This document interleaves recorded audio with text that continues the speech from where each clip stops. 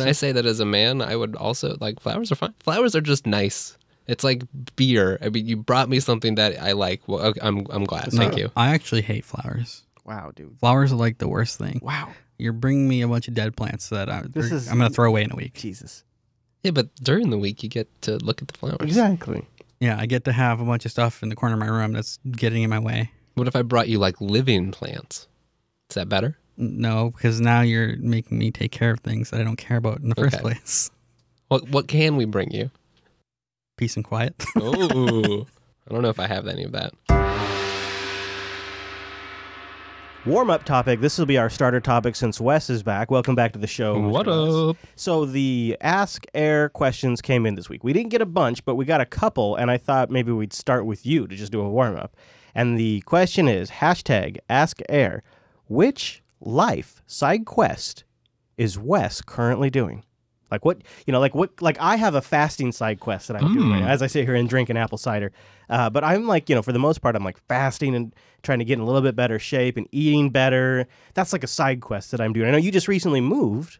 I did just recently move. What other side quests are you currently embarking upon? I'm trying to get back and kind of fell off my running bandwagon there for a while. I didn't know you ran. I do. Yeah, I do like to run. So I'm working on picking a half marathon that I'd like to do a little bit of training for. That's my side quest. So it's a very fast, active side quest. Are you like running around downtown Seattle? Yeah. Are you using anything to track that? Before, I had a Fitbit for a while, so I was kind of using that just to roughly track it. I have used apps like Runtastic or similar before, and I was thinking about trying one of those again. Because most of the time in the past, I haven't actually done like explicit training. I just will run. Yeah. But this time it would be nice to kind of, have some metrics. Just see where you're make going. some graphs, See if you're getting faster. that sort of thing. Yeah. A little motivation to get those extra numbers up higher. Exactly. What about you, Beard? You doing any side quests in life right now? Just the Twitch stuff. Yeah, and it's going well.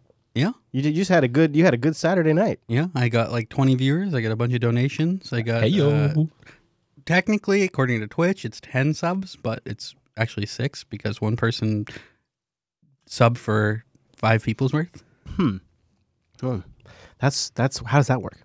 How do you sub for 5 people? Well, because one It's called sub, generosity, Chris. I don't think you've heard of I'm it. sorry, is this a new thing? Yeah, very modern. one sub is $5, but they have 3 different tiers: $5, $10, and $25, and they sub for $25, so it's 5 subs. Nice. That does sound like good progress. Mm-hmm. Good work, gentlemen. That means I'm officially over 10% of the way to my goal. Oh, when you say the goal, do you mean the face? The beard shows the face goal. Yeah. Whoa. Oh my gosh. That's a goal. Also, I guess the beard becomes a host goal. Well, this is exciting. That's a good warm-up topic. There's a down by Olympia. There's a rainforest area down there right now where it's 65 degrees. Oh, that sounds lovely. This whole uncharacteristically hot weather, it's just not for me. See, when I picture rainforest, like I know technically Washington's a rainforest, but it doesn't. It's a temperate rainforest. Well, there's you got to spots put that that are- adjective. Yeah, you know what another word for that is? Woods. There's spots where I feel like are more classical rainforest, where it's like green overgrowth everywhere and it's like a jungle. Intense moss and other things. Like that. This place I was just talking about, Lyre River. That's what it is. It's Lyre River. It just looks like a prehistoric jungle. It really is a rainforest. It's legit rainforest. And it's amazing that that's here because when you go east, there are parts that look so dry and flat. Just desolate. That it looks like desert. It looks like desert. And, you're driving through it. And I said to Dia, I was just on the way back from Montana. I said, if you woke me up from a nap and told me we were still in Arizona. eastern Montana or we were in Arizona or New Mexico, depending on where we're at, I would believe you. It's just Eastern Washington looks desolate in some places. Like between here and Spokane is nothing in some areas. Yeah. Oh, yeah. That rain shadow thing is Of course, is real. you probably got the opposite effect when you visited Sedona. Yeah. I was surprised. So, in Arizona, hitting Sedona, It's it felt suddenly like this lush place. it's like I was back up in Washington. Interesting. And Sedona is one of those experiences when I'm traveling where I realized I had a stereotype and assumptions about a place, and then I get there and it was nothing like I thought it was. Nothing like didn't even really realize I had a mental picture. Right. Until I got there and I realized this is nothing like I pictured Arizona. You're going to end up moving to Sedona, Chris. Yeah, I think I might. Nice. At least I'm either going to move to Sedona or Austin for the winters. You would get so sick of Texas. I don't know. I really liked it down there, though. Lots of good meat. Yeah, I'm sure it's great to visit. Yeah, winter in Texas seems like it might not be bad. I feel like Austin is unlike other Texas. Totally. On the other hand, you would it's like probably the Seattle of Texas. fit into Austin because it's full of hipsters. Wow. And lots of tech stuff, so there'd be interesting things going on. Yeah, well, that's what I was thinking. I got family. No, down like there. Great music. Yeah, it is. No, I know. The rest of Texas hates Austin. Yeah. Because it's full of hipsters. You just don't have to leave. I'm not here's the thing about Texas. It's not the hipster thing, which I challenge. Yeah, you can challenge all you want. Hipsters often do. I hate you. He feels the same. But the thing about that whole neck of the woods is they are uber friendly to RVers because they accept that RVers are part of their culture down there, and so you have like just parking spots that have like power and water hookups for your RV. Okay, that sounds lovely. You just get free power when you park there. Like it's amazing, and there's huge parking spots, and like they will have a like a grocery store / RV park. That sounds awesome. So it's like a grocery store that has so much extra land, they converted it to an RV park, which is great for us because if we're coming in late at night, we park there, we can grocery shop in the morning, then we hit the road, boom, and we still pay half what we would have paid to stay somewhere in Washington. Honestly, I loved it. I don't know why most grocery stores don't do that with their parking lots. That's like getting free customers. Walmart does it. It's a huge, huge thing in the RV community to park at a Walmart parking lot and camp there. So it is the minority of Walmarts that don't allow you to do it. And they'll post signs that say no overnight parking. And what they're talking about is you can't RV camp there.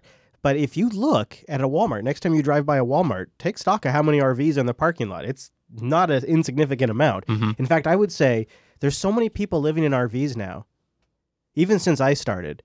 This has been an interesting trend that I followed. I know people don't really care, but it's something that's actually going on in the country. The quote unquote Millenniums are they're buying RVs, and you can just Google search this in Google News. So they can move into the parking lots and be close to the avocado toast. Yeah, exactly. That stuff's so good though. Like the RV industry has had a record 8 years in a row. Is that right? I did not know that. The RV industry has just had a record 8 straight years because they're selling RVs, trailers, and Class A's, and because nobody can afford houses. To Millenniums. Yeah, to the Millenniums. How are houseboats doing? I don't know. It seems like that would also be going up, I think you're right. The problem, Chris, is us Millenniums, we're lazy and don't work, so we can't afford to buy houses. And instead, we spend money on $125,000 RVs. You would not believe the bias in the news coverage about why the millennials are buying RVs. They have the worst reasons. Oh, they don't want to work. They don't take their life seriously. The part I find interesting is they often characterize it as these people buying these $10,000 tag-alongs when it's actually mostly people buying the big RVs. And living in them. Yeah. And it's a huge growth thing. And I didn't realize it when I did it, but apparently it was part of a trend. And so the downside of this trend is that these sons of bitches like me are everywhere. So years past, last couple of years, I was staying at like campsites during the summer and all this kind of stuff. No, they're all booked out now. Really? All booked out. Now, God, Chris, cockroaches, go back under your rocks. I know, right? The plus side is if we get in there, they're all people our age that have kids and stuff. So the kids all get to play together, and it's a good atmosphere. It's a good community. Like everybody just hangs out and talks, and we talk RVs, and we talk about why we moved out of houses. Like it's a real community thing. That sounds lovely. But they're just everywhere. It's like right, you guys said, it's like cockroaches. So anyways, it's this weird thing though, because the economy, it's really been happening. It's accelerated since 2008. Well, and it just makes sense because houses are so expensive and it's more cost effective to get an RV. Yeah, and legitimately, like this last week, there was a heat wave, quote unquote. Like people are saying it could get up to 110 degrees in Washington. You can just leave. We did.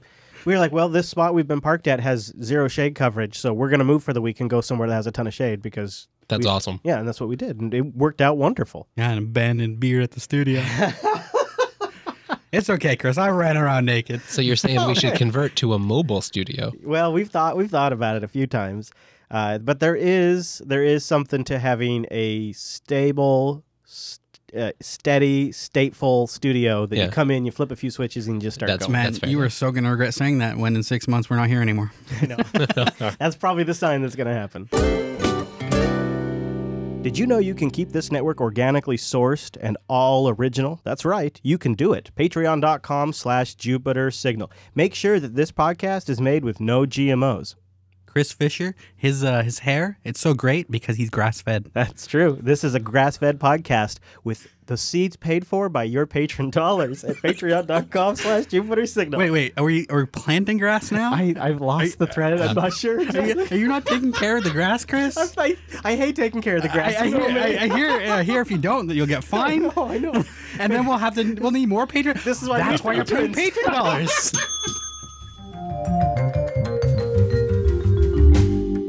Here's the next thing we'll see is just before, literally as Wes was getting to the studio, I was putting the order in for a new Wi-Fi system for Angela's house and for the RV.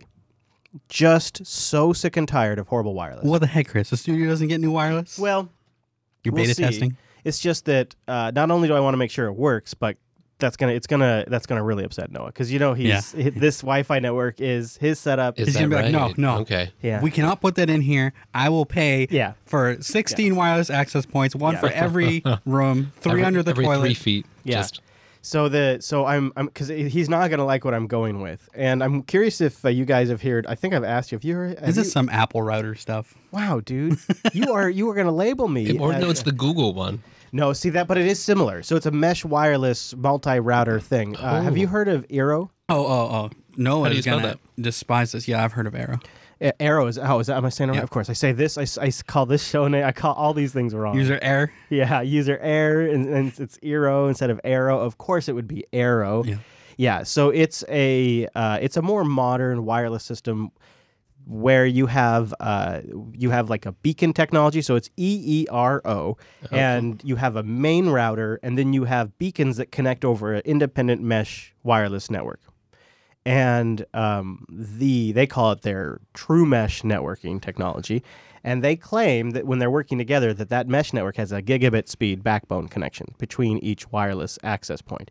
So Angela's house, the way it's just built and shaped, it's just like a wireless signal killer. Like you can be in parts of the house and not have signal and other. So microwaves embedded in the walls, thick wood. Yeah, over time, and it's when we had the house built, we had it installed with like additional insulation and all this stuff. So, over time, she's just sort of had to throw on additional access points to cover. So she's got like multiple APs in her house. That sounds rough coverage. already, yeah. And her phone fails to connect to them. Well, it drops it off the list. Yeah, and so she's literally been in the situation too where she's like on a Skype conference call with a sponsor and the Wi-Fi network's crapping out. And it's just super embarrassing to be a technology podcasting network and not be able to stay connected. And of course, it's all going back to a really great Fios connection, so it should be like rock solid reliable. But then you have this horrible wireless signal, and then they end up over time because she's not like a wireless network admin. So it's not like she's making sure that the Wi-Fi channels don't conflict and all that. So it's over time, like neighbors bring up channels and you have channel conflicts. And I go over there and I just throw my phone down. I'm like, I just can't even believe this. What's going to happen, Chris. Noah's going to fly out here and he's going to run 10 gigabit Ethernet through our whole house. This sounds great. So the EERO, the Eero or arrows. So I got her one router and one beacon. Okay. And I'll set that up there, and then I'm gonna do this almost an identical setup in the RV. Ironically, the RV being 300 square feet, but because it's so much metal and stuff like that, it's also a place where Wi-Fi goes to die. I can get signal if I go like stand out in front of my windshield. I can get signal 35, 45 feet away from my rig just fine. Like when I'm leaving, I can pull out of my driveway where I'm parked at right now and still be downloading a podcast off my Wi-Fi. But I can't be in my bedroom.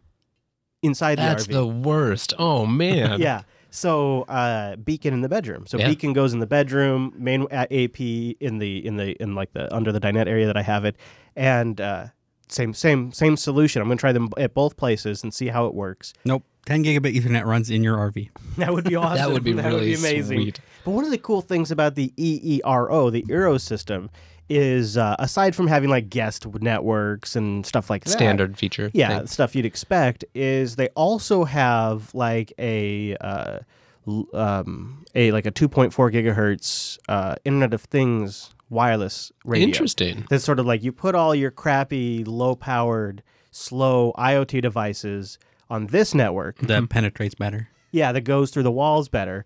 And you can keep all of the other Wi-Fi bands for your high-speed devices. Nice. And I think that's going to be really nice too. It's forward thinking. I like that. You could probably manually set that up with certain firmwares and routers, but it's just nice that that's built in there. So I'm going to be combining in the RV. I'm going to be combining this with a Netgear Wi-Fi to Ethernet adapter. I got this Netgear N300 on Noah's recommendation. And it's the WNCE 2001. And he says he's used this at clients.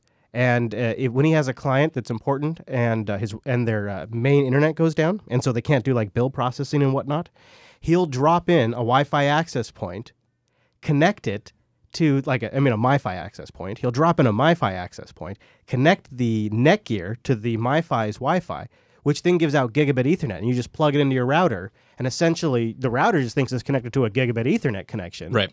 It has no idea that on the other end of it's a MiFi. Nice. So that'll be connected to the Eero. So that'll be how I bridge from MiFi cellular to what I hope to be super robust local LAN. What I'm trying to accomplish is essentially a wireless network that never crashes. Yeah, always available. In Lady Jupes right now, on top of wireless connectivity issues, the Wi-Fi itself crashes 3 or 4 times a day. Really? Yeah. Oh, yeah. Oh, man. It's That's bad. crazy. Yeah, it's something I about have never experienced that. It's something about working with the MiFi.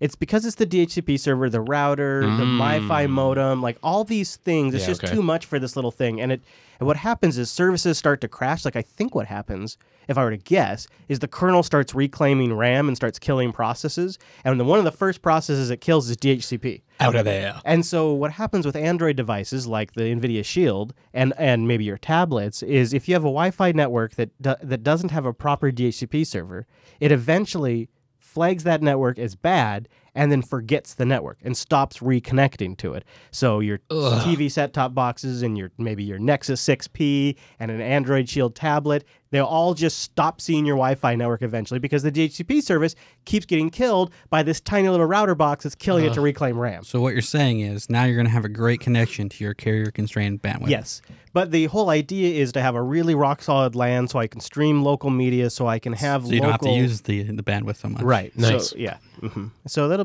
be an experiment of this Eero setup, which is, I don't know, it's, as somebody who used to reflash routers and deploy them and do like wireless mesh networking with that software, switching to something like this where it's sort of like you press a button, they automatically see each other and just start talking. I'm really hoping that actually works because in my experience, magic networking can sometimes just all of a sudden lose its brain. And you have no tools to fix it. Well, right. Noah says mesh networking doesn't exist. Well, we'll see. We will put it to the test.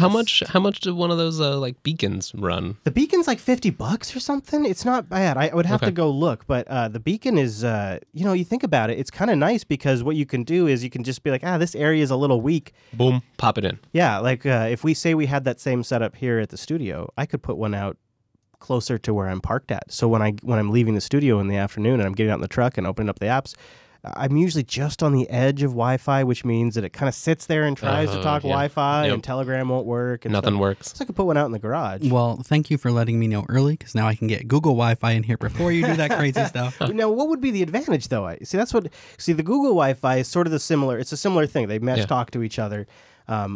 I don't know if the Google one extends over Ethernet or not. See, this doesn't require Ethernet to extend your wireless network, which could be bad, could be good. In Angela's house, I'd much rather just use her built-in Ethernet to extend the wireless network. Yeah, but here we have like Ethernet ports in every room. Yeah, but in the RV, that's not an option. That's not an option. And in most homes, most consumer homes, they just want a wireless solution. They don't want to tear their walls up. And for most people, they don't have extreme bandwidth requirements. They just need it as long as it's reliable and a decent amount of bandwidth. It's probably enough. Yeah. I think Google can do both. Oh, yeah? That would make sense.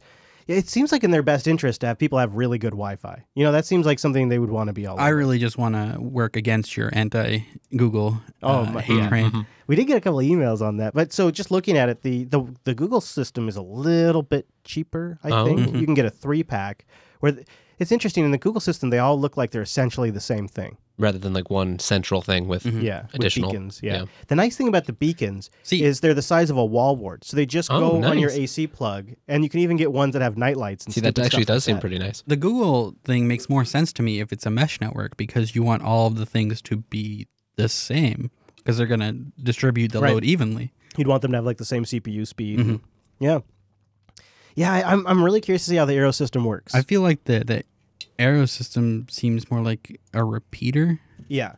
Well, they say they have a gigabit mesh networking protocol that they speak, and it's funny because when you're in the consumer space, so is that a proprietary? Right, proprietary is a plus to them. Yeah. Our proprietary mesh networking. We invented it. It's a mesh networking. Oh, God. So they don't say that it's a mesh network. They say that they use a mesh networking protocol. Oh, I don't know. I should don't quote me exactly because I'm still kind of their new spokesperson. I am sort of new to the whole thing, but yeah. You're the advocate here, Chris. Yeah, they say proprietary true mesh software is what they actually say here on the Amazon page. Hashtag true mesh. So they don't actually say it's a mesh network. They just say that they use mesh network software. Yes, true mesh. True mesh is much worse than a real mesh. You can't even claim that they use mesh networking because they use true mesh. But it's gigabit. The other thing that I think Angela and I will both also kind of like is they have really smart parental controls that you can manage from an app on your phone. That is pretty nice. Yeah, that's going to be nice for both her and I. So there's that as well. Because our kids basically, right now, other than OpenDNS, have unfettered access to the internet. This Orwellian guy over here restricting access to freedom. No, just anal sex. Yeah. Right. Oh, okay. Well, I feel like we'll have opposite networks because I just have a Ubiquiti and then I run my own router and DHCP server on a Linux box. Yeah, that is actually what's close to our setup here. Yeah, that makes sense. The less people in the world looking up anal, the better. We have a real problem with crowded wireless airspace, I guess you could say. I totally believe that. And so it seems like one Ubiquiti router is not doing it for us. And so I just don't. Yeah, this Eero system. They support a lot of similar mesh sort of, like you can have them, they'll work in concert together. I'm surprised we never plugged in a second one upstairs somewhere. I know. Well, so I talked to, where the conversation always goes is, well, do we want to manage that ourselves or do we want Altispeed to manage that? Yeah. Right. And then that's sort of where the conversation... And then you don't make a decision and nothing happens. Yeah, nothing happens. Yeah. And then we just sit around with bad wireless. Right. And like Ubiquiti, while great, is on the more technical side of things. And like that may not be something that you have any interest in managing day to day. I wouldn't mind. I've done it. I've worked with them a little bit before and it didn't seem that bad. Yeah. See, you also have to run the controller software somewhere and all that stuff. Yeah. Because the Wi-Fi is directly below where my room is, the wireless is always good where I am. Yeah. Right. I live in a city apartment, so I have just one, and it's like it works great. Because I tell you what, if the wireless were crappy up in my room, I would be following up with Noah daily. Yeah. You know, it's actually the worst spot. Ironically, so you got to move it, and then office. Beard will do the work for you. Well, I get one bar of reception in my office. Your office and your truck, which is like where you're going to be like 80% of the time if you're not in the studio, That's true. not using Wi-Fi. I need to set it up like Dan's co-host, or Wes's co-host, Dan, on TechSnap, where, I don't know if you remember, Wes, but Dan just put his Ubiquiti access point like right above his head. That's right. It's like directly above his desk. That way he's getting the best Wi-Fi brain cancer.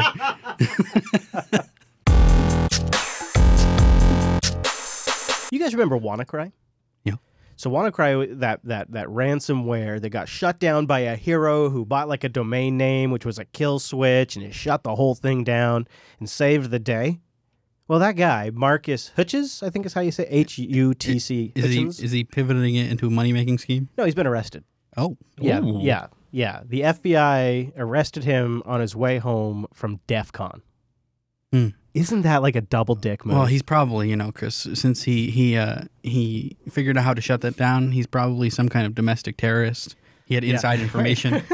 He didn't actually just look at what the hell was happening. So there's two stories. So there's the main story is why he got arrested, which actually isn't anything to do with WannaCry from what I can tell. He had pot, didn't he? He did. Yeah, I'm sure he did. Cross state lines of pot. That's probably, you joke. That's probably what they caught him on. That's been the bullshit reason they've stopped people before from DEF CON. No, so apparently he was involved with spreading some malware. At least the FBI thinks he was involved with spreading some malware out of Ukraine from back in the day. But other people have suggested that it may actually have more to do with WannaCry than the FBI is letting on. That maybe the kill switch story was bullshit. I don't know. You know what? It checks out to me, though. Like, it checks out that, like, you could be looking at the traffic, seeing requests going to a domain that doesn't exist. Buy that domain. That's what. The second I saw that, if I'm watching this thing, the second I saw it's trying to go to a domain that's not registered, I would register it immediately, so I could continue banging on this thing to see what it does. So the story to me does. It seems plausible. To give them the benefit of the doubt, maybe this is the guy that put out WannaCry, and now he is stopping it after it got out of control. So this is like double down bacon here. He's stopping it after it got out of control to get fame and recognition, and then they figured it out and arrested him. So here's the thing that freaks me out about it, is the veracity in which the U.S. government goes after this kind of crime. They go after this kind of crime with a veracity that they don't go after pretty much, any of the banking crimes or anything like that. So the story goes that he's about to board a flight on his way home back to the UK. Which, now put yourself in, so say you live in the UK and you work in cybersecurity. Yeah. This just kind of gave you a new chill. Sure hold on, I want to check this out. So they swoop him up when he's about to board his flight on the way back to the UK on Wednesday. And they took him to an undisclosed location, and his friends and family say they still have not heard from him or know why he's being held, at least as of the most current posting of this Register article. That is... Wow. Like, drug dealers and murderers get a better deal than that. Yeah. Well, the ones we know about. That's true. Anyways, it's an interesting article. I have it linked in the show notes. If you go to jupiterbroadcasting.com, look for user Air 21, right? Yeah. 21. And then just below the episode description and the download links, we have like links for a lot of the stuff we talk about, including hardware and gadgets that we cover in the show. You see, Chris, they had to scramble to get him in the airport because... if he went back to the UK, then they'd have to do extradition and provide some kind of proof. Yeah. Right. Yeah.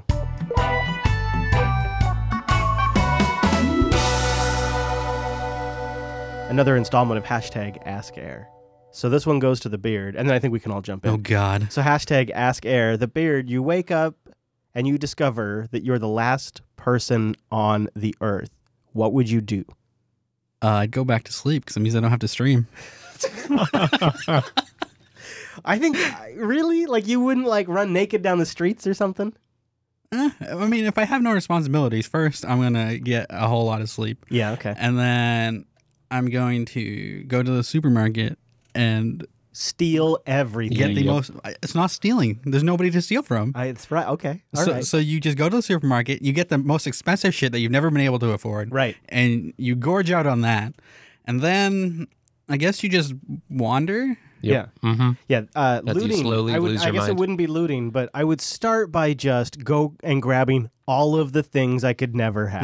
Now, are we or at least the most perishable, right? Like things you couldn't make yourself. So so interesting. So mine would be like I might be like a firecracker. Like I'll just burst, I'll burn out, and I'm done. I'm dead. Yep. But you're like I got to start saving precious goods. Mm-hmm. So you're figured going out for the long haul. transportation because gasoline is going to no longer be good after a while. Yeah. Wow. You're really thinking about this. It depends because is this like everybody just disappeared? Are we sure there's nobody else at all? Well, based on their tweet, which is very limited in range, I'm going to guess last person means there's no one else. Is there still like electricity running? Yeah. Well, assume like it's like literally like you took a nap and you woke up.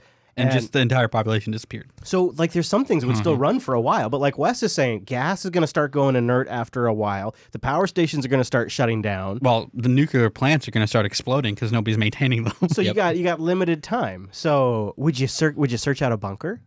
So my question is do you try to prolong this suffering? No. I would have a shitload of fun and then prepare to reach the end of my life. I don't think I'd want to live on a planet with nobody else. Yeah. I mean, I think I could totally indulge for like a good solid couple of days. Maybe. Interesting. Maybe, you know what I would... Oh, man. You know what I would do? I would drive across the country. Yep. I think you should at least try to explore for your best place to make your last stand. Yeah. I would figure out a way to travel the world. Yeah. There's no tourists at the parks anymore. Take a boat, mowing steal the a lawn. boat. Oh yeah, yeah. It's everyone in the world is gone except for the person here doing the yard work in the broadcasting studio. That guy survived. Even though he's the only other person in the world, I'm still gonna kill him. He was here before the universe. He'll be here after.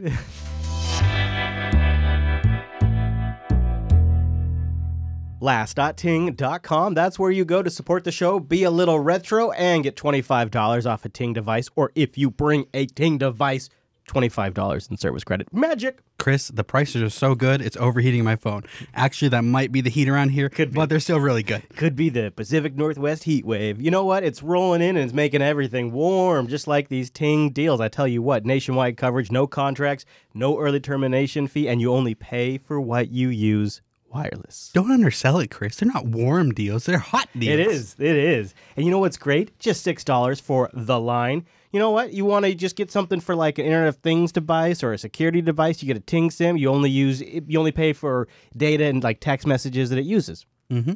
It's just $6 for the line. You want to get something for yourself and your Wi-Fi savvy? You're going to feel like you're gaming the whole system. Hipster Wes over here with his like 20 Internet of Things devices. Wait, he could get the Ting Sims for $5 a piece, I think. There you go. That's probably close to it. You just go to last.ting.com to get started. Check their BYOD page to see if you can bring a device. They got CDMA and GSM networks for you to choose from. Was ever better in your area? A great dashboard to manage it all. Crazy amazing customer service. A blog that's actually useful, and giveaways on their Twitter account all the time. Think about it this way: if you get 10 Ting Sims and you don't use any data or anything on any of them. Beowulf cluster. Yeah. And you don't use any data or anything on any of them. Yeah. At most, you're still paying less than you are for one cell phone bill on another carrier. That's so true. Because that's $60. It's for really 10 Sims. It's really that straightforward. It's easy. Last.ting.com.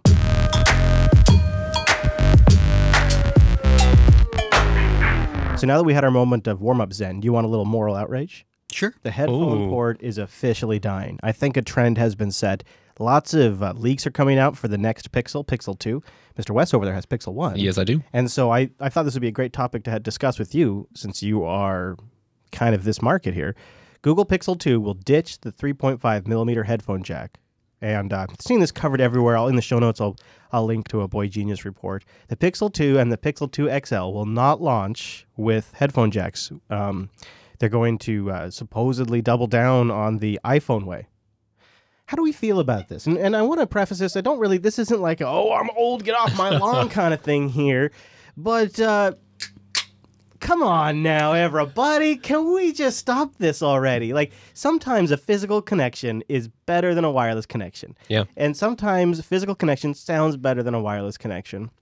Or sometimes you want to integrate audio from your phone in a way that the manufacturer never foresaw. Like, say, here in the studio, hooking up to a mixer. Noah, when he and I were talking about this off air, he said, I use my phone when I'm DJing weddings all the time as the pre-music while I'm setting up the DJ system. I stream music on my phone, and I have to have a headphone port for that. So I want to go on the record here and say, not a big fan of this trend, especially now, as someone who's had the iPhone 7 since about a week after launch, or whenever I got it. So I've been living the no headphone jack lifestyle, and I'm sick of it. I don't like this. However, for the sake of discussion, I believe I could advocate the position. Is that right? I think I could. What about you? You won't have to, because I will. Really? Because I don't think it's really a big deal. Really? Yeah. Interesting. See, all these new phones, they don't have the headphone jack, but they do have the universal USB-C port, and you can just get a pass-through USB-C adapter that also has a headphone jack on it. Well, now here's the problem, Rikai. But hang on. But alternatively, you could also use Bluetooth headphones, because the only time you ever really need to use headphones with your phone is when you're doing something like running, and Bluetooth headphones work fine for that. See, I was you. I was you until about 4 months ago. Yeah, I know. Your truck, right? My truck, my Bluetooth thing broke in my truck, and now I'm having to use a wired headphone. So then use the pass-through adapter. What's wrong with that? I have a Lightning to headphone adapter. Well, the problem is you're using an iPhone.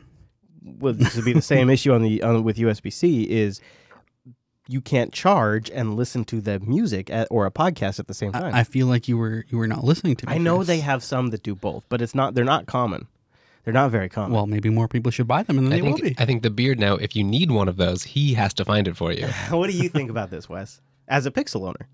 Yeah, it's interesting. I have not heard the why we should do it argument or why it should be removed articulated particularly well. So I don't see a large reason. Like in my life, I don't know that it makes anything easier or better for me. When's the last time you dropped your phone in the toilet or in a pool?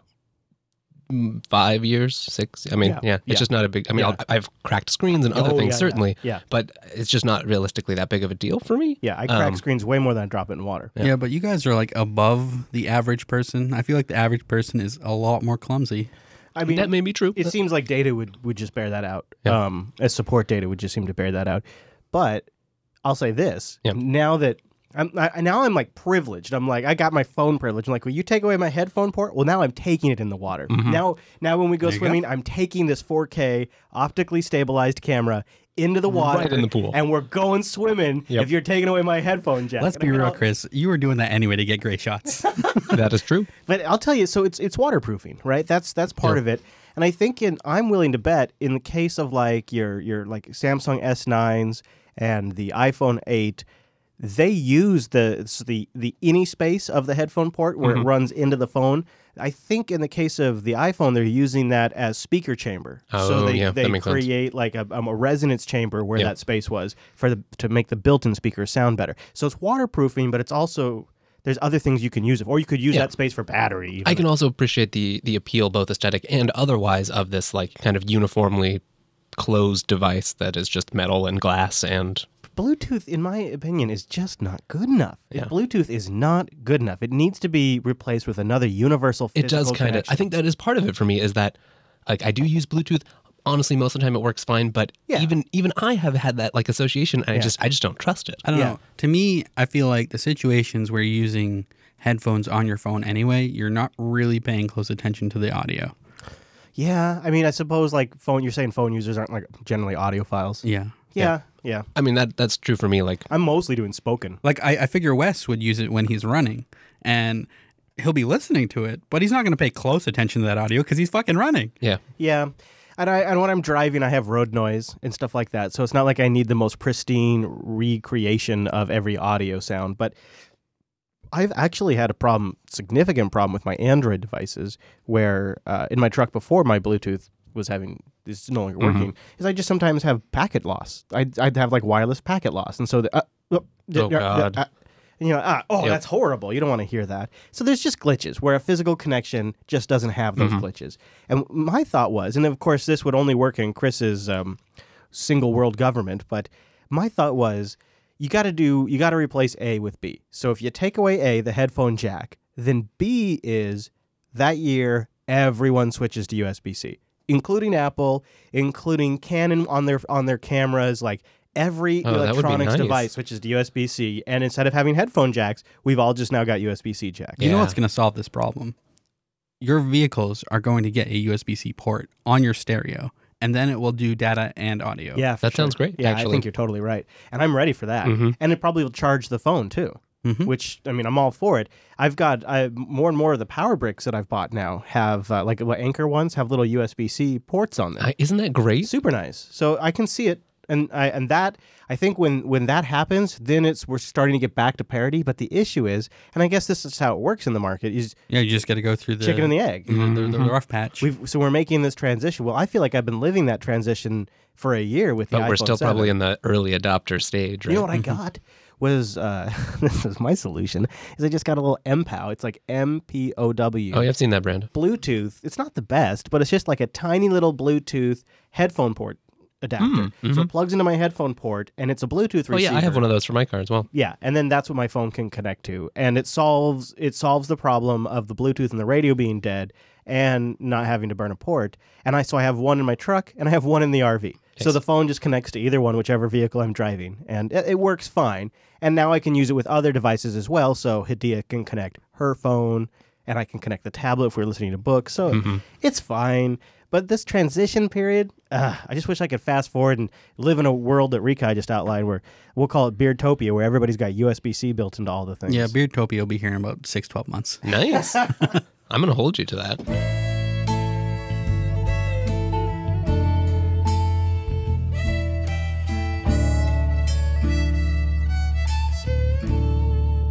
So I was talking about rock solid Wi-Fi and really trying to make it my local LAN and Wi-Fi LAN really steady. Part of that isn't just for all the other reasons you might think of, but also because I've really doubling down on home automation. I'm really into it right now. The more and more I get into it, the more the more things I can kind of conceive of using it for. And now it's just you're getting home automation mastery. Yeah. And I talked about it last week. I talked a little bit. I listened back, and boy, I could tell I was really trepidatious. Mm-hmm. I brought it up, and I was like, hey, okay, guys, I'm trying out this thing called HomeKit. Now, I know I've talked a lot about the Echo, but this thing called HomeKit, it's kind of nice. And I'll just, so I've done some further research. I want to explain what HomeKit is. So last week, Chase and Beard here busted my balls and said it's like this iPhone technology. It's true.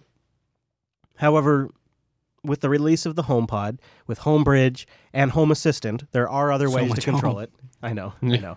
So it's not necessarily only controllable by the iPhone.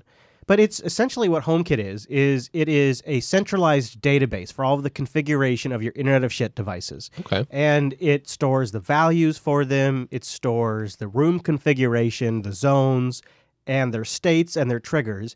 And then using some iCloud magic, I assume, I don't actually know this part, it can sync them across your Internet phone and your Internet pad and your Apple TV. So HomeKit is essentially a centralized database. And it is a front end, then the app that you can run, the Home app that you can run, is a front end to that database that gives you the ability to manage and add new devices without ever having to use the vendor's app. Nice. So you don't have to download the Lifex app or the Hughes app or whatever. Many of which I've heard are terrible. Yes. One of the things they're particularly terrible about is if you say like the Belkin stuff, like the Wemo stuff, you set it all up on one phone, and then you get a new phone. And you install the app, because you say, like me, I like to do a fresh OS on a new phone. I install the app again. No, can't set up. The devices, for whatever reason, I can only manage them on my old phone. Can't set them up on the new phone. Really? And here's the other problem. Say Belkin decides to stop making the app. Now I can't manage those lights. Ugh. HomeKit is completely independent of any vendor application. Okay. So Belkin could go out of business, and I can still manage my Belkin plugs using HomeKit. Mm-hmm. The other thing I really like about it, it's all over the LAN. And it's all end-to-end, device-to-device encrypted. Nice. All pluses. Yeah. So this is some of the things we talked about last week. This is just to catch everybody up that didn't catch the last episode. Since we published last week's episode, the guy that runs the Internet of Shit Twitter account posted saying that it looks like Apple may actually save us from the Internet of Shit. And I will be the first to criticize Apple when they do stupid shit like things we've talked about in the past, like removing VPNs from China, et cetera, et cetera. But this is, I think, a good move. And I'm not the only one thinking this. This guy that writes Internet of Shit also thinks that. He says Apple has pulled a massive HomeKit U-turn to keep up with the Amazon Echo and the Google Home. And they're allowing one of the most controversial aspects of HomeKit to be tweaked. In the past, you had to have a hardware chip approved by Apple doing the device-to-device encryption. Okay. Then, once you got this all working, you had to send it all to Apple in one of their verification labs, in which they bang on it, break it, and send it back to you and tell you to go fuck yourself. Very, very crudely, too, I'll say. It's like, there's no screwing around at Apple about this. Like, you don't get it just right. You cannot ship the product. You cannot put our logo on there. You can't say it's HomeKit compatible. It will not work with iPhone unless you fix these problems. And so vendors have been like, all right, you know what? We're wasting our time and money. Apple is being a perfectionist here. They're never going to be happy with our implementation. So it's really slowed the HomeKit market down. Okay, yeah. Well, as of WWDC 2017 in June, they announced that they're allowing vendors to do a software implementation of the client-to-client communication encryption. So with a firmware update, now these devices can do the encryption. Wow, yeah, that does change things. We're seeing sort of a hockey puck sort of like takeoff of devices all of a sudden. A bunch of new devices are hitting the market, and Apple is approving more devices faster than ever in these labs. They're still testing them, making sure the encryption works. That's also, by the way, one of the other nice things about the HomeKit setup. Since there's no vendor app, you don't have to ever worry about those going away. Yeah. But additionally, the encryption's all been verified by Apple that it works, and firmware updates can still be managed and alerted through the HomeKit app. Nice, yeah. So even if you never install the vendor app, you still can manage all the security patches and stuff like that. On the flip side, that does mean that it's easier to break that encryption, because software encryption is a lot easier to break than hardware encryption. Yeah, I would think so. And that home automation seems like a juicy target, because who knows what you can turn on. The flip side is this is sort of historically an area where Apple seems to have gotten it pretty right. encryption and stuff like that. It's also better than no encryption. Well, and it's an area where vendors like Belkin and TP-Link have traditionally gotten it wrong. Yeah. Right. So I'd rather have the HomeKit standard than each vendor whatever they're going to do doing their own weird thing. So it's, you're right. But the thing about HomeKit, it's inherently all LAN-based. There's no cloud connectivity, where the Echo stuff and the Google Home stuff, you all pair it with a cloud account, you connect it through a cloud device, and it's all talking to the internet. The commands go up to the cloud service, they initiate the action, they trigger Hugh's API, and then the lights turn on. With HomeKit, you say, hey, Shlomo, turn on the lights, and by the time you're done enunciating the S, the lights are on because it's all from the phone to the device. It's all super fast, LAN encrypted. So to me, it is really nice. To me, with my setup in the RV, it just started to seem like the obvious way to go, because even though I like the Echo a lot, as soon as our MiFi connection starts getting throttled or we have any connectivity issues, it just flashes a red ring at me and tells me it can't help me, and my lights, But here's the problem. It's not just my lights. I keep talking about lights because that's what I have the most of. Right. But this is where it actually started becoming valuable to me. So before I go completely off of lights and stuff, I just want to mention one of the things that's nice is prices are getting kind of reasonable. KooGeek, K-O-O Geek, has a LED light bulb that doesn't require a hub. It just connects directly to HomeKit, and then so there's no app, there's no hub. You just put the software in the bulb. Yeah, you just put a light bulb in a socket, and then you're controlling it. That's really nice. You're actually putting a computer in a socket with the light bulb attached. Yeah. And they also are now selling just the computer socket, and then you can put any light bulb in it you want to, which kind of makes sense. And all of these HomeKit devices have a code sticker. You scan that code sticker, and then it starts talking to the iPhone, and then or the iPad or whatever you're using. And then it gives the Wi-Fi information over the device, and boom, it's online. With, say, a TP-Link or a LifeFix bulb, you turn them on, they broadcast a wireless network, a Wi-Fi network. You join your phone to their Wi-Fi network. So first you have to install their app while you're on your actual Wi-Fi. So first install their app while you're on Wi-Fi. Right. Then you join their Wi-Fi network. Then you launch their app. Then it starts talking to it. Then it scans all of the available wireless networks that your phone knows about. You tell it which one it wants to use. You give it the password. Then I know this dance. Then the device connects to your actual Wi-Fi network, and your phone just loses connectivity. Most phones, though, will just connect to the next saved Wi-Fi network they have. So then your phone eventually reconnects. Then if the app hasn't stumbled because your phone's lost all connectivity or switched to LTE, then the app comes back. It then talks to the device. You finish setting it up. Then you connect it to your Alexa account or your Google Home account, and now you can manage it as long as your internet's up. With HomeKit, you open up the Home app, you scan the barcode, it's paired. You're done. That's really nice. Wow. It's quite nice. So I got this bulb. These bulbs are nice. Also got a smart plug. Got a couple of these smart plugs. These are nice. These are ways you can make anything that just goes into AC plug. I thought I would get smart plugs. Seemed like nice. It's like $30. They were on sale for $21. Don't forget your fancy anti-rat camera setup. Yeah, that's true. I also have, there's a couple of different cameras that will work in there and send alerts through HomeKit, which is really nice. But here's the one I'm excited about. This is where it starts actually getting a lot more valuable to me so there's these $40 flood sensors that I think it's like Fabero makes. And they detect leaks, and they detect temperature and moisture levels. And so I have two places. I have one under my sink that we had a leak recently, and I think I fixed it. But I don't know, because I think when we drive, this part comes loose, and I think it starts to leak after a few months. Mm-hmm. But by a few months, I've forgotten about it. So this will now just tell me when the sink's leaked, which is nice. And then, because it also has a temperature sensor, I've put one down in my water bay, where I've also had a leak in the past. And I've also had a problem with my pipes freezing in the winter. And so this is now triggered to not only notify me if it detects water leakage, but it turns my lights blue. So my lights go blue if I'm leaking water. So there's an immediate visual, wow, something's wrong. All the lights have gone blue, which is so cool, because it's like I got a little cup of water. It's like red alert. But it's blue alert. But it also detects when the temperature goes below freezing? It actually, the way I have it set now is it sets a trigger. So this is one of the other things is that the Echo doesn't really do that HomeKit does, is there's actions and triggers. So as you add more devices to HomeKit, they become sensors. So my camera that Rikai just mentioned is it's also a motion sensor. Oh, cool. So now HomeKit has presence awareness because of motion. Now I also have temperature and water as triggers. So when water is detected or a temperature is detected, so when it gets down to 38 degrees, an alert is sent.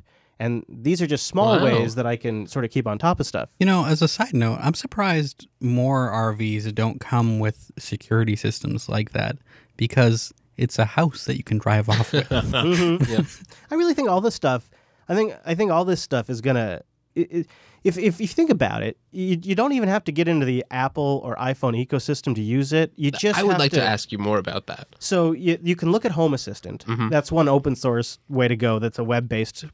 Okay, yeah, that seemed very interesting. But, you know, honestly, you also consider just buying a used iPad and just saying, this is my always home iPad. It's on the Wi-Fi network. It's plugged in all the time, because iPads can act as a hub. Nice. Yeah, and you don't even have to use Apple devices. You can, I mean, the iPad, you don't use it as an iPad. You use it as an interface. It's the HomeKit controller. Yeah, sure. Yeah, that seems reasonable. And that's what home manufacturers are doing. Is they're just building in an iPad and saying, this is your HomeKit controller, and don't consider it really an iPad. Don't play Angry Birds on this. Yeah. You use this to add new devices and stuff like that, and manage them.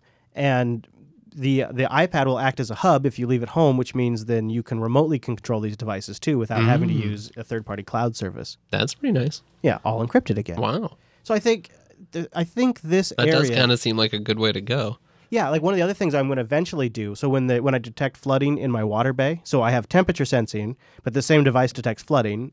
Right now, I just get alerts, and my lights turn colors. But when I get more comfortable with like wiring in DC controllers and stuff like that, I'm going to have it automatically kill the water pump. So that way, one of the things that could happen is we could be going, what actually has happened, is we have been going down the road, and we'll often leave the water pump on so the sinks and the toilets still work when the kids and Hadi are walking around, they want to use that stuff. Well, wouldn't you know it, something fell off the counter, and as it fell, it knocked the water faucet on. Ooh. So I'm driving for 45 minutes, and it's just pumping water from the fresh tank into the gray tank, just pumping water the whole way. And if I could have had a sensor in the mix that would have said, oh, wait a minute, this isn't right, kill the pump. I absolutely would have. Yes, that's great. Almost had a catastrophe. That's really this is like the next level stuff here.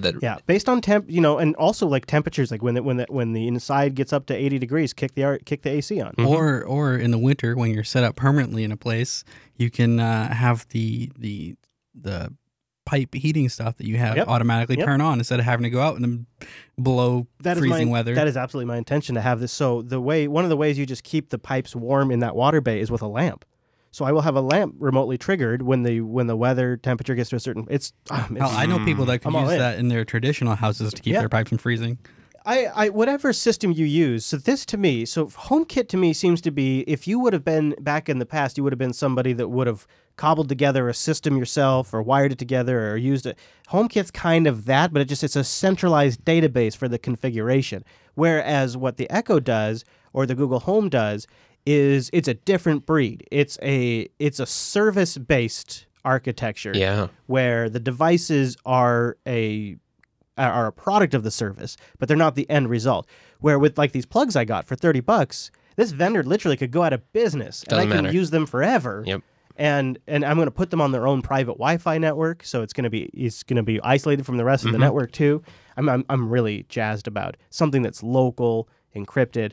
But each service has its advantages. Like the nice thing about the Echo one is there's tons of products available for it. Yeah, that's lots of stuff. Yeah. And more vendors are actually, selling based on the fact that they integrate in with the Echo. Most of the stuff that works with HomeKit also works with the Echo though. So you're not necessarily locked into HomeKit. That's nice. I got to say it does set Apple apart, and I do have faith, they have buckets of cash, so they're going to be here for a while, and it makes sense that they would be actively involved in helping make sure that the ecosystem that they used is healthy and secure. Yeah, and they have a good amount of accessories that tie into it. So you're going to have the HomePod in December. What does that do? Which is it's going to be like an Echo. So you don't have to have an internet phone at that point. See, there we go. I'm already more on board. Yeah.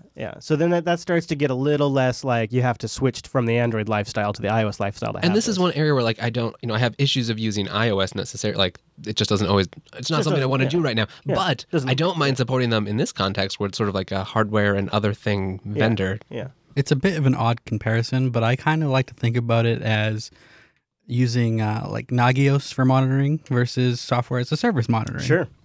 Yeah, rolling your own monitoring versus having a hosted monitoring service. Mm-hmm. Look at the beard with the monitoring reference. I like this. Keep it up. All right, so I'll drop a link to those in the show notes as well. Have flood sensor is really cool, and it's $39. Damn. Okay, I'm gonna have to buy some of these things now. What have you done to my pocketbook? The prices are coming down because HomeKit replaces the need for a hub. So when you don't have to, like these devices before, it was $40 for the sensor, but it was $220 for the hub. Yikes! Yeah, then once you got the hub, you could buy as many sensors for $30 as you want. But now HomeKit sort of acts as the configuration database. It's kind of nice. Are you gentlemen ready for another edition of #AskError? No, I hate those guys. I know. The audience wants to know, #AskError. What is a normal thing that is actually pretty fucking weird when you think about it? What's a normal thing? And I'll take this one since you guys fielded the other two. I'll tell you, it's the availability of food and the obsession we have with food as a people. You know, if you notice, like, as a herd, we all move in at certain times to all the restaurants, and the herd comes and the herd goes. Anybody that works in the restaurant business knows this.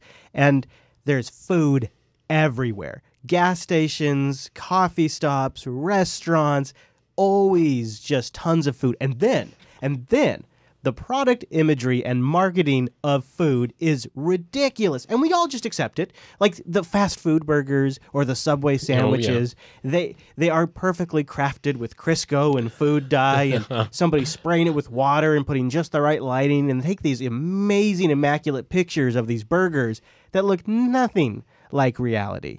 And we all just accept it. We all just pretend like it's totally normal. And we all like, yeah, that looks good. I want to put that in my mouth. Chris, what if we just go up a level and think about the fact that us as humans have been indoctrinated into this herd mentality as a whole, and we just accept that there's certain things in life that we have to do? That's pretty fucking weird. Yeah. Give me an example of something like paying taxes. Paying taxes, working at certain jobs, working at jobs at all. You know what's kind of weird is that we're just born into a country, and then it's like you're assigned that society's laws and norms. Like, you can go beyond that. Just taxes, like, you're assigned their definitions of what's normal. You're assigned, you all of a sudden are expected to get a job, and you're expected to do something with your life. We have this society based around doing a bunch of work to gather up bits of paper and metal to give to other people to get things that we want. I think maybe that's the weirdest thing of all that we all just accepted as normal is we are here for an amount of time that literally doesn't matter. Like, we are so insignificant that we can probably not properly process how insignificant we are. And then but we fight over everything. Yeah, that and the majority of humanity spends most of their time doing things they hate. Yeah. Just so they can do things they like for a little bit of their time. Yeah. And it's because we are incapable of fully realizing our own immortality that, like, you see it with kids. Kids fight over toys. Adults fight over resources and money and status. It's all for nothing. People race towards paying off their cars and their house, or people race towards doing X, Y, Z. For what? Here's another thing. They'll just die in the end. We don't think about it. We have these massive wars and debates over things like religion. These intangible concepts that we can't actually they can't change what's inside your head. Yeah. But we still go to war and kill people over this stuff. Yeah. I watched the neighbor boy and my son have a debate about what is a Christian. And interesting. One is 6 and one is 8. And like they can barely even grasp the concepts in which they are fighting about. Yeah. And yet they're having an argument about it. Wow. Yeah, and at the end of the day, it doesn't really matter what other people believe because it's not affecting you. Yeah. So it makes no sense. Yeah. It is. There's so many things out there. Like, there's so many. Like, I honestly think one of the other things is how the medical industry gets taken seriously. Like, because they wear these white suits and they have doctors and they have nurses and they have buildings and they have expensive equipment. But what they do at the end of the day is freaking barbaric. Like the dentist office, that is barbary. That is literally barbary. And we just, this is a professional service. This is totally normal. This is a normal thing that people would be doing.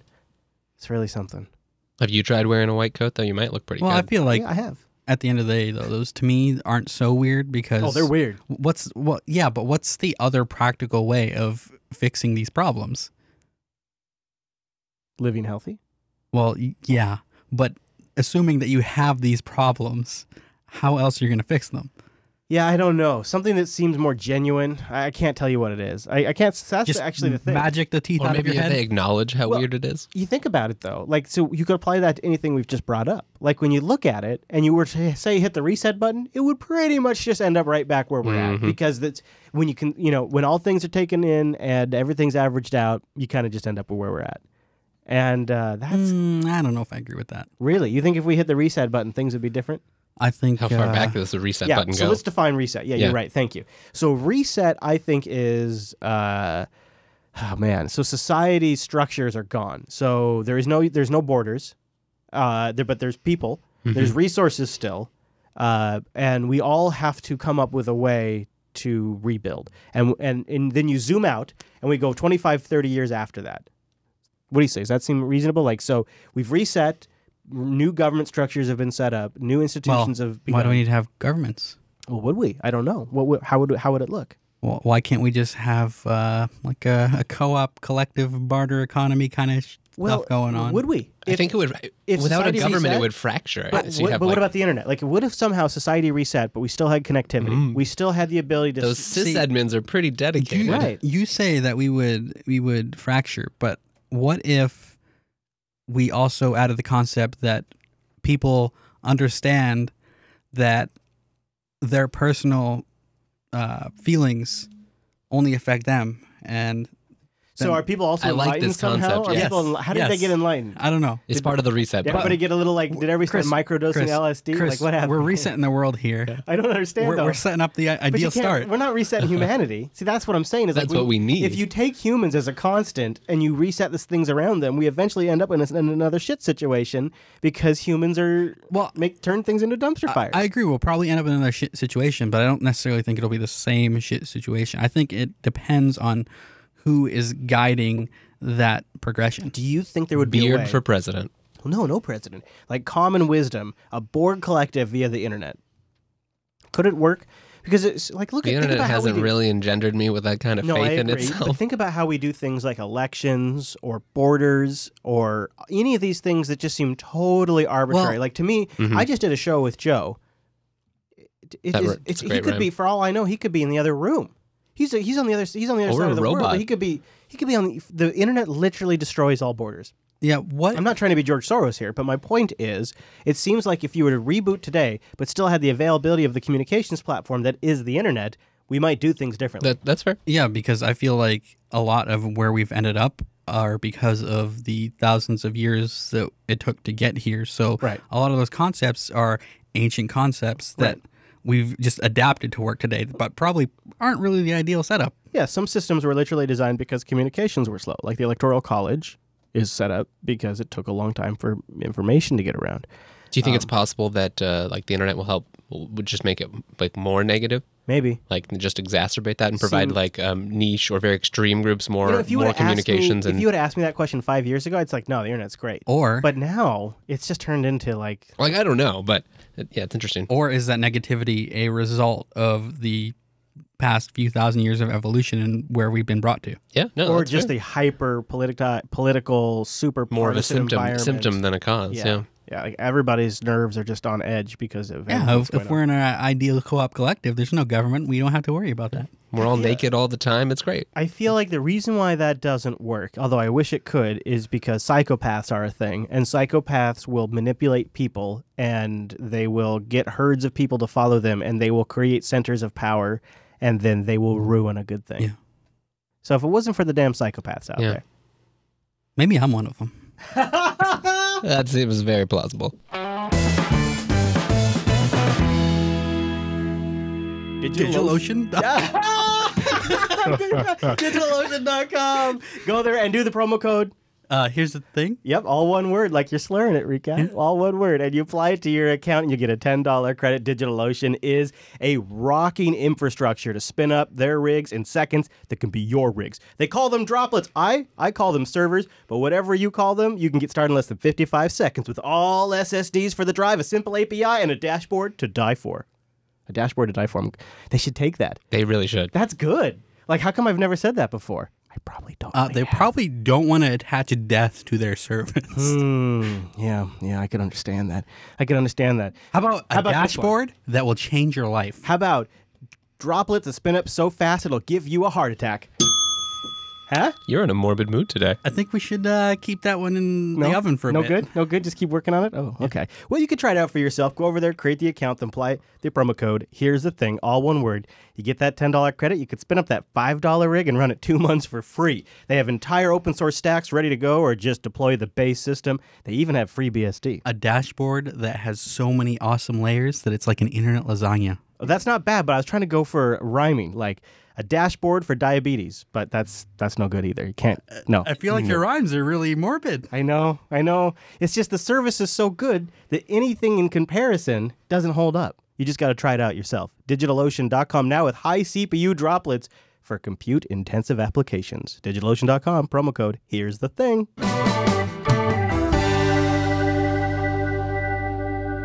Let's do a little what we're watching or what we're listening to here on the show to give the audience something to catch after the show before we get out of here. So, Mr. Wes, what are you listening to right now? The most recent podcast I've picked up is one called The Cognicast. What? Which, yeah, no, it sounds weird. But it's pretty much just it's a podcast put on by a company called Cognitect, who are the maintainers of the Clojure programming language. But they do long-form interviews with various people in the developer community, but they... it's not just like a let's talk tech. They certainly do talk tech, but it's not just Clojure people. They start all the interviews off with like questions about people's experience with art. So it's a ranged show. But you also get a lot of people who've been in the software world for a long time, worked at a diverse set of companies and some of their experiences, or it's like prominent library authors in the community. I'm enjoying it a lot. Man, is that not the perfect thing for podcasting, where you can have a podcast about a particular language, and it just like it can be niche, it can be, but yeah, that's awesome. Wow. Okay, well, I don't know if I have any that cool. Jeez, now I feel okay. What about you, Beard? What are you?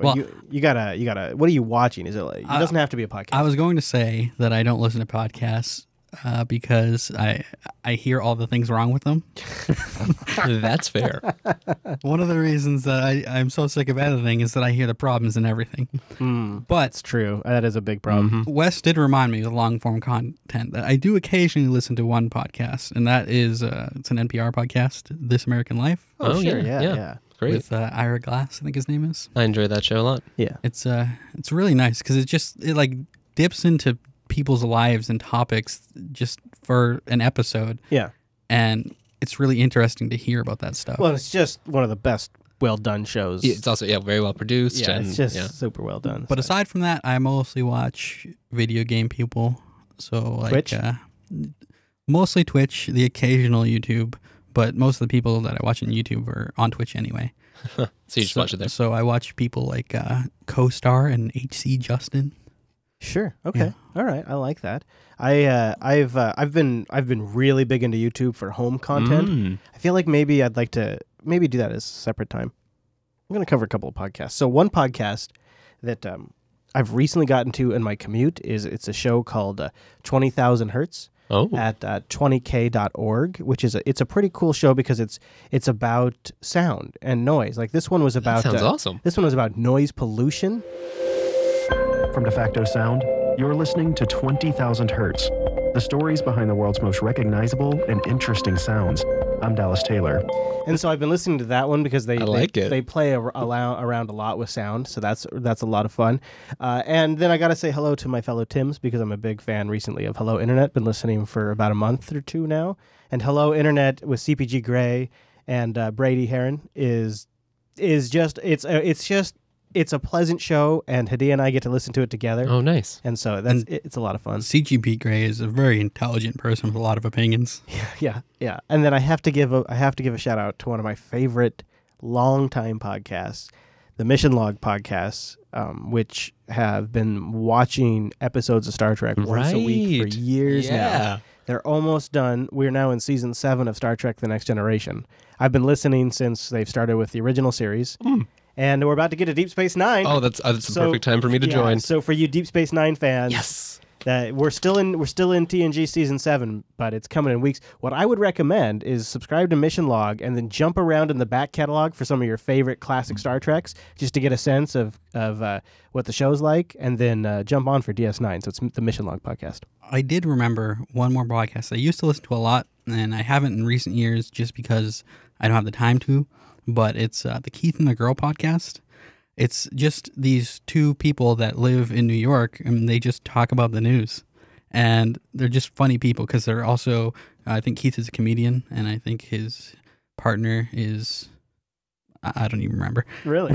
Okay, well, that's all. But it's nice because I think you'd like it because they used to live together and be boyfriend and girlfriend. But then, so I would like it. Well, no, but you're such a romantic. But then they broke up, and they're really good business partners still. And I don't know, it's just really nice. Yeah, that does sound good. I was just looking at my podcasts, and I think I am subscribed over to like 47 podcasts. It's kind of nuts. Not all of them are weekly, though.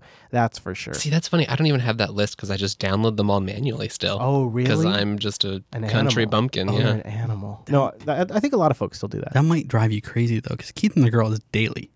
Oh, that'd be a little much. I pretty much have eliminated all daily shows from my diet. I should give a warning. That is a very crude show. I feel like we should also give a shout out to some of our shows that are friends of the show. Like that's that. for sure. Of course, I listen to Ask Noah every single week. I have to. Late Night Linux. Of course. Love the Late Night Linux. They're out twice a month. That's always good. Ubuntu podcast is weekly. I feel as the gamer, I have to shout out the Linux Gamecast. Sure. Yeah. Oh, yeah. And of course the TechSnap program. Gotta catch the TechSnap program. Those guys are amateurs. Wow, dude. Wow. Ouch. Oh, and somebody should probably mention Linux Action News, which is crushing it, and it is a good news show. One of the things that really turned out well with Linux Action News, just while we're talking about it really quick. Yeah, please do. I'm super proud. Is Joe and I accidentally are turning into a little bit of, I'm not going to say journalists, because that's a loaded word, but research hounds. Like we're really, like when a story comes out, we're contacting sources, we're emailing people, we're doing additional reading, we're reading the mailing list. Like stories are really intensely researched. Believe the word that you're looking for is investigative reporters. Maybe. How about investigative just podcasters? How about that? News sleuths. Yeah, we're really news sleuths about it. Both of us are. But really then you distill it down so well. So like even if you don't have a lot of time or aren't really a podcast person, right, you can just catch like 30 minutes of updates in the world of Linux and open source. Yeah, guys, we forgot to mention the best podcast. Unfilter? No. Get out of here. Come on, the production quality. You're fired. This is my show now. Production quality on that show. Come on, it's just incredible. It's incredible. It's man. Whoever produces that show live is really talented. I can hear the narcissism from the next state over. No, Chris, I was talking about user error. Oh, yeah, of course. Yes, it's a great show. Colts classic. That show's okay.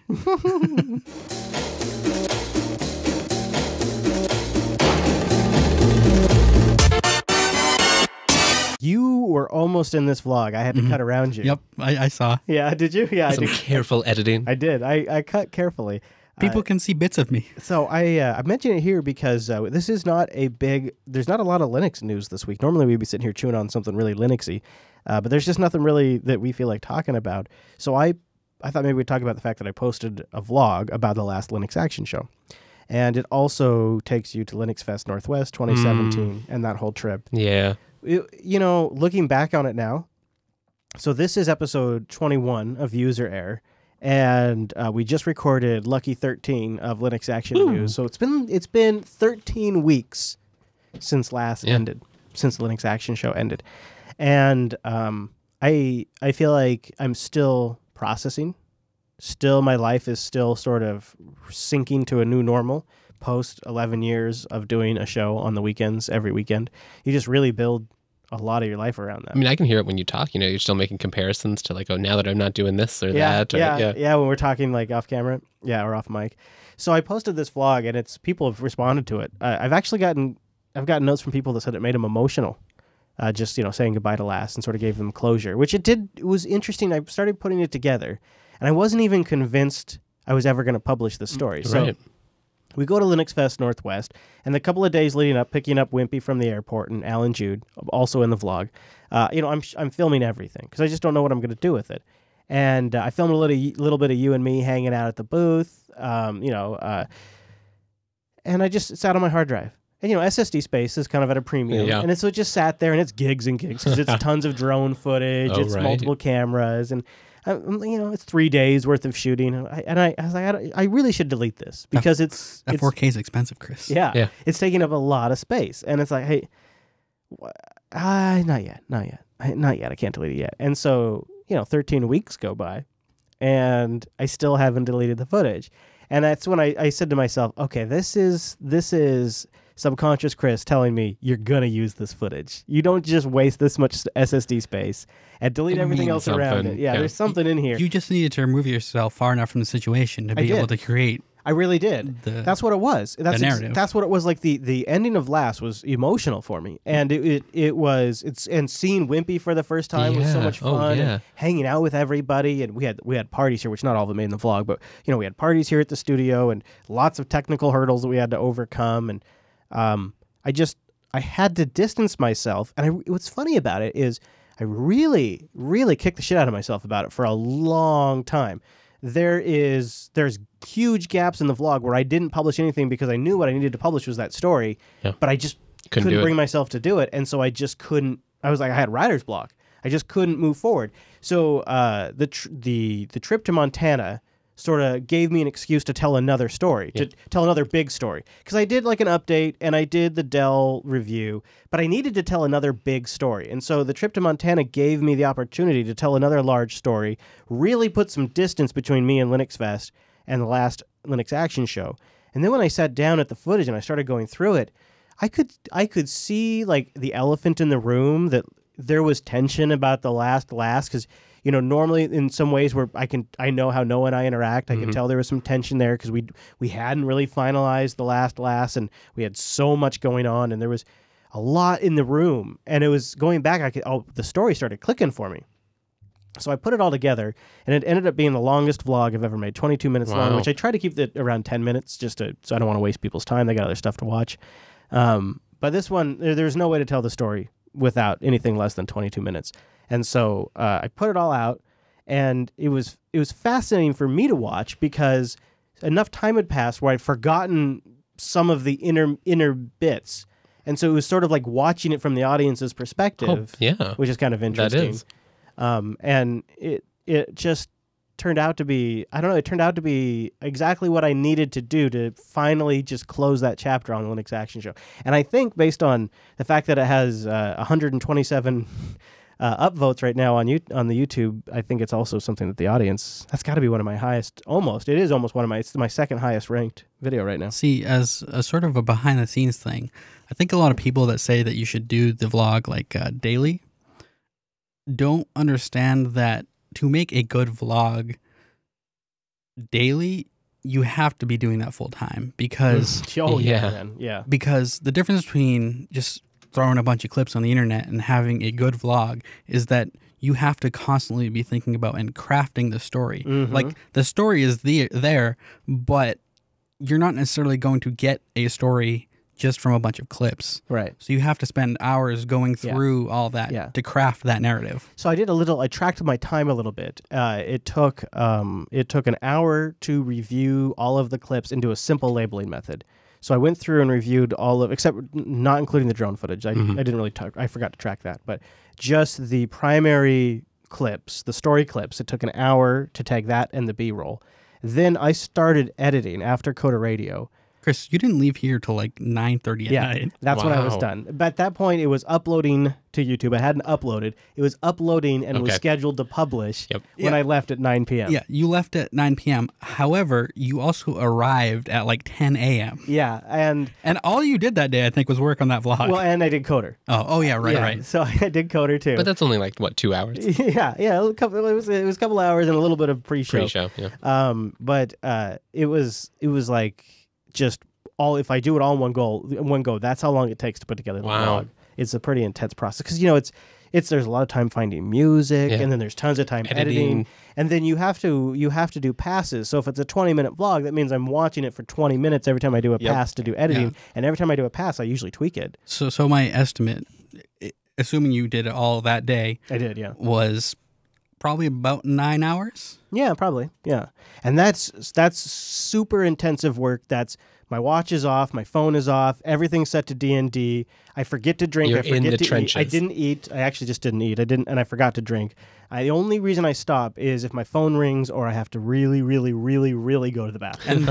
And that's 9 hours of work for one 22-minute video. Yeah, that will never. The business argument for that is just really bad. It's really, really bad.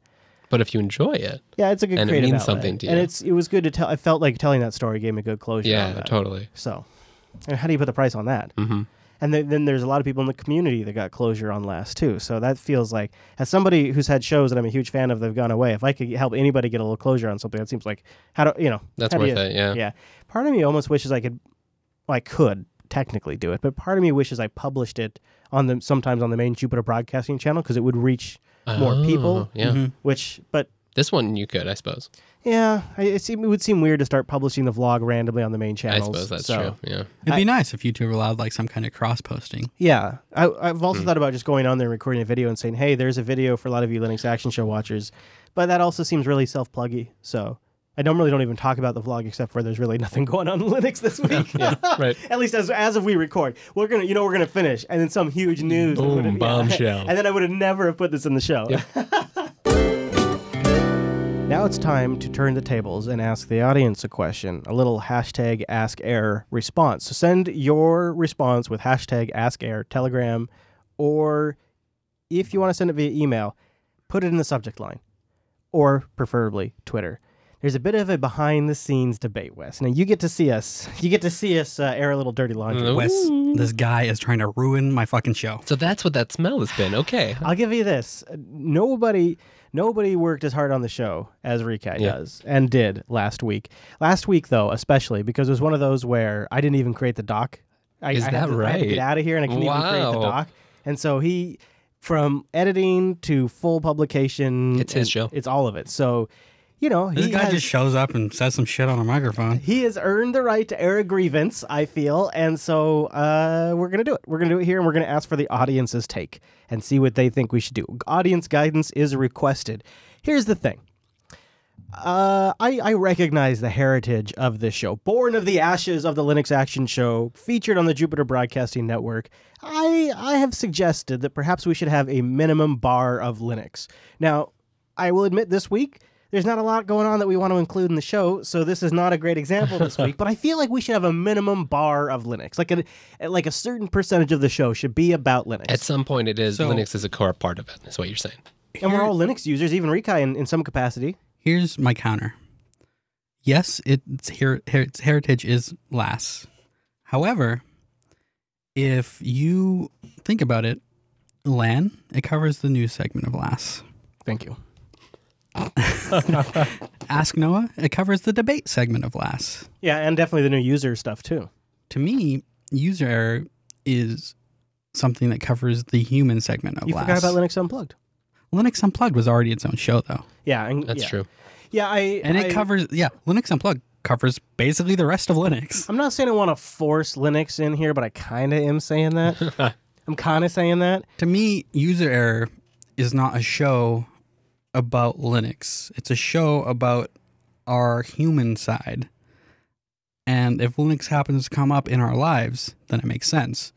But I don't think we need to seek out Linux-specific topics. But you take an episode like this week, there's almost no Linux to be had, because, we're just, at a certain point, we're just all going about or doing our daily stuff. There's nothing new to talk about. You say that, but we were looking for Linuxy stories to try to fit in.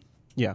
So do we need, if Linux isn't something that should be forced or whatever, should there be other pillars that are considered when you're trying to generate content or trying to things to focus on for the show? Well, I mean, the human side of stuff, talking about, that, I think that sort of breeds its own content. I also feel like that's the most vocal feedback we've gotten is that people love this show because not because it covers Linux, but because it covers us as people and they feel closer to us. And we're people that happen to use Linux. Right. Yeah.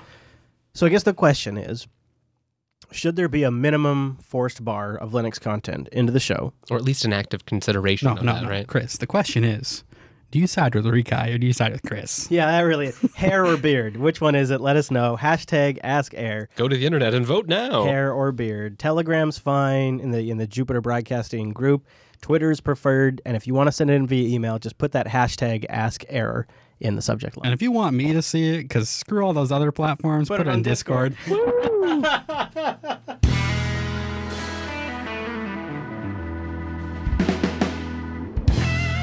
For 20 years, Manfred has earned money, has made a living, has survived entirely by hacking online games. And he's coming out now. I don't really know why. He had a talk at DEF CON, and he did an interview with Motherboard. And he talks about going back and hacking games for years. You know, duping money, duping items, selling them wholesale on Chinese marketplaces and eBay back in the day, and just making a living for years, starting with Ultima Online forward. How come I didn't think of this? Maybe he's coming out because hacking games have become less profitable, and he's trying to open up a secondary revenue stream by giving advice to other hackers. Ooh, there we go. You know what's funny is if you read through this article, he doesn't really consider himself a hacker. Like, they position it very heavily as him being a hacker, but he considers himself more like just poking at protocols and seeing what kind of results he gets back. And he considers himself, his business, to be wholesale. He's an unwilling penetration tester. Yeah. Mm-hmm. Yeah, and then he wholesale sells items on Chinese marketplaces. Yeah, to me, that's kind of the part that makes him the hacker, is that he uses it to have a profit. The idea that, like, if I could play Star Trek Online and make my living from it, if I could play Star Wars, the Old Republic, and Star Trek Online and make a living, I think I'm all about that. Well, then why aren't you a Twitch person, Chris? Yeah. Because there's no money in it. I don't feel like that's true. Well, I had a really good weekend, Chris. no money for me. No money for me, that's for sure. People are sick of the hair. Yeah. Chris is a boring gamer. Yeah. I am not a good gamer. That is the problem. I can play MMOs, but that's really more about playing systems at the end of the day. Yeah, I think this is a good read if you guys want to like put something in your read later queue. I would think you would be super against this guy because he is ruining the sanctity of these games and causing unintended issues. Yeah, I suppose he is, isn't he? He's violating their Well, it feels like it's more like economic manipulation than anything else, because it doesn't seem like he has any sort of interest in anything outside of that. And at his scale, he probably is slightly manipulating the markets in these games. Yeah. There's also the other story here. The undercurrency story here is that these virtual currencies can actually be converted into real They're money. fungible to some degree, yeah. Buying gold is so popular. Mm-hmm. Yeah. And the Chinese have that market cornered. He started one day with putting an Ultima Online castle on eBay to see if anyone would buy it, and he ended up earning $2,000. That guy has been around the track. Wow. Ultima Online is like 1998. That's what he started with, yeah. And so he's like, wow, when I made $2,000 from selling an Ultima Online That's castle, amazing. I was all in. Yeah. Yeah. I would be too. I would be banging on everything. And so he says there's more games that he doesn't mention, but Lineage 2, Shadowbane, Final Fantasy, Dark Age of Camelot, Lord of Rings Online, Rift. Oh man, I remember Rift. Age of Conan, sorry. And Star Wars, The New Republic, Guild Wars 2 and others. He all has hacked. I'm going to admit something that might piss some people off. Oh yeah? I've never hacked a game. However, I have quit a game and knew I wouldn't come back to that game and sold my account. Oh, really? I've thought about that too. To me, that's not a bad thing. I feel like I'm getting some of my investment in that game back. Yeah. But I feel like some people would think that's really bad. I, as somebody who would be buying the account, would really appreciate it. Yeah, I don't see anything wrong with it. I'll tell you what, like for me, a lot of times the only thing appealing to an MMO to me is the end game. And I just simply don't have the time to grind out a character for 6 months to get there. And so I just don't even start. Mm-hmm. And if I could come along and for, a reasonable sum, and it'd have to be reasonable, pick up an account that has a bunch of goodies and play a game that I've been wanting to play for a while, for a couple of weeks, I would be down. Yeah, the problem is a lot of people that play games would be really pissed at it because it explicitly breaks the TOS of these companies. Yeah, I'm sure it does. But to me, who's leaving the game permanently, I don't really give a crap anymore. Yeah, really, the person who needs to worry is the person buying the account. Yeah, they're assuming the risk, but if they want to take that risk, my account's for sale. Sounds like one of his tricks. I don't know if it's an active trick, but one of the tricks he's at least used in the past is figuring out a way to log into a game twice by like confusing the game somehow. Mm-hmm. So however he can trick the logon server, either they haven't properly prevented this or there's a way around it. He'll log in with the same account multiple times or shared accounts and figure out ways to duplicate items between accounts and then sell those. Race conditions and all of their little There's transfers. There's a really big problem in one MMO that I can't remember the name of right now, but they would intentionally log in, go through the effort of creating these items that were really rare and hard to make, and then intentionally crashing the entire server for everyone. And doing that caused the item to be duplicated when it came back up. Jerks. So I think they had the item in their inventory and they put it in some kind of storage. But when they crashed the server and it came back up, it rolled back the inventory. So you had the one in the storage as well as the one in the inventory. Do you remember my buddy John? Mm-hmm. He and I were playing WoW when it first came out, and we drove all over Washington trying to find 2 boxed copies, because that's how you got games back then, was on CD. I think I remember you talking about this sometime. Yeah, probably did.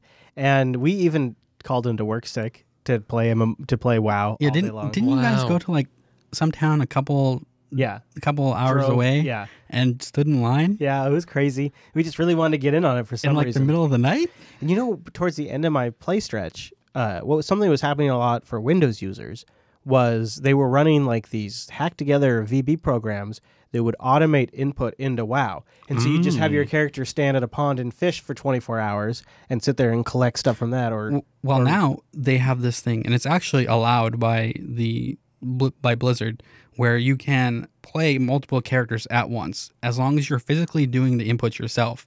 You are allowed to. Wow, it's called some multitasking. It's called multi-boxing actually. So you run multiple clients at once. So all the characters are doing the exact same thing, but as long as you're doing the input, it's within their rules. So like if you tie a keyboard together, or no, you have one keyboard, but then you have like multiple WoW windows, and you have like the keyboard inputs going to both. Yeah. Wow, using stuff like AutoHotkey. Yeah, so back then you'd just see characters running in a line and like just doing stupid stuff. They were on automatic mode. They were doing like automatic quests, and people would just leave and go to work and leave their characters playing. That is against our rules because you're not doing the inputs. No, but so we took the time off of work because we were really into the game and hurt our backs in the process like old men, and would see this just run rampant during the day, just rampant. These automatic players, the like proportion of legitimate players plummets, and you're just left with this desolate wasteland of idiot. This Manfred guy is not alone. Although 20 years and the amount of money he's made, I bet you he's at the top of the game. Sounds like he's pretty expert. Yeah. And he was gonna do a live hack on stage at DEF CON. But the DEF CON folks are like, well, if you give a talk, we're gonna record that. And he's like, I can't show you how I do it. I can't publicly disclose how I'm hacking this company. Right. So, yeah. No, that's too much risk for sure. Yeah. So unfortunately, to the DEF CON crowd's disappointment, I'm surprised they haven't like. You'd think that would have come up before, and you would have like certain closed room talks or something. Normally, what people do is they talk about things that they used to do in the past that have been fixed and they can no longer do. You know what's funny, though, about when you go to these conferences is you learn about stuff that should be in the mainstream, but nobody in the mainstream knows. And there's stuff at every conference I go to where you go to like these, they call them birds of a feather sessions, where like they're like these break-off sessions, and you go into these rooms, and there are people there that are doing shit with like credit cards or mesh networking or super cheap laptops or just all this really off-the-wall stuff. And you look at that and you go, that literally would change the world if that was mainstream. See, it's not like DEF CON is, but that's one of the reasons that I'm going to TwitchCon in October. Is to learn. Are you really going to go? I'm going to go. That's awesome. Jesus, do you understand that? Where is this at? You'll have to travel. Long Beach, California. Are you going to take the train or are you going to fly? Fly. Beard goes to CA. I would take the train, but the train takes like 12 times as long. Yeah. So you're gonna travel off season Off your normal travel season. That's big. Friday, Saturday, Did Sunday. someone replace him with the That's big. with the I imposter? mean, you start podcasting, you're streaming, and now You're you're gonna show your face, traveling. maybe? I don't understand what's going on here. I've become a terrorist, Chris. Are you going with somebody? You need to go with somebody. well- You should have a partner. The thing is, I offered to Chase. He decided not to go. Oh my God, Chase, what are you doing? He man? decided it's not worth the money investment for him. Yeah, I suppose. And then I was going to go with Noah just because Noah Yeah, wanted to have some fun. Yeah, it seems to be fun. Turns out he's busy that weekend. he's already busy in October. That's when you know you're busy. Yeah. I know there's probably people listening who are like, dude, I'm scheduled out a year from now. I but- feel honored. He put me into his schedule of topics to bring up with his assistant to figure out if there would be time. Wait a minute. Noah has an assistant? Well, assistant, I don't know, whatever, whoever schedules for Alta Speed. I really think he should get an assistant. That's a great Yeah. idea. Anyway, I'm impressed. I think you should do it. I think it'd be, traveling by yourself though is rough. I hate doing it. I kind of like it, actually. Do you Yeah. really? Hey, Chris, I travel by myself literally every year. I know you do. But that's like a homecoming what do you type like thing. about it? I don't know. It just feels like an adventure, kind of. Honestly, See, the And companion. you can do whatever you want. If I'm driving, 100% agree. But flying is such a handing over of my sovereignty, my personal rights. Like they just treat you like meat when you go through that security. So like having another person there, having another You like. want to meet Shield. I get it. Well, it's like I have companionship while I'm having being someone else to make miserable. While I'm being stripped of my humanity, it's nice to have a human connection. Is essentially what it is. Just send somebody a text message. Okay. Why inconvenience them? Yeah. Okay. I just have a drink before I get on, There bring you a go. good book, and then It's funny you say that. So there is shit in my head that I don't do because it's not how you do things. Like, I just the other night I had to realize like I'm an adult. I can do that if I want to. Like, yeah. If I want to do that, I can do it. Like if I wanted to have a shot before I go on an airplane, I could do that. You Chris, certainly can. But when I'm thinking about it, I would never do that. I would never do that. But then I'm like, well, why the fuck not? Yeah, right? Like drive down there when I park before I walk in, take a shot or something, and like don't do it and drive, but like Yeah, once right. you're safe, take a couple of shots and then just enjoy the walk. oh yeah, I know people that like they go to the Delta Sky Lounge and they get fucking smashed. And they Yeah, get that on is the true. Yeah. Which is perfectly fine as long as you don't get on the airplane and start berating people. Yeah, right. You got to be civil. If anything, it might help you sleep. I feel like life should be easy and simple enough where you can say, I'm going to be driving for 2 weeks. See you soon. And like the world just goes on. And like you could have the flexibility of just going somewhere for 2 weeks. Do it.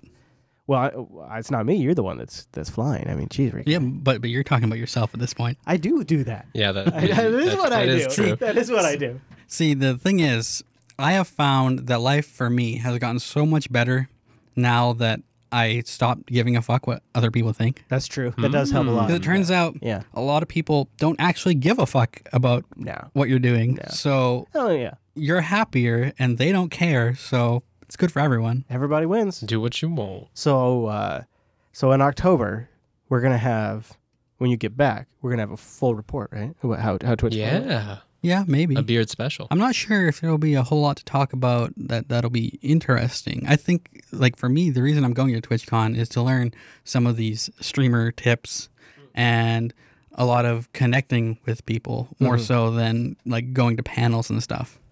Yeah. Yeah. Okay. Absolutely. That makes To sense. me, it's a investment in connecting with the community. Yeah. I still would like to hear how it goes. Yeah. Yeah, me too.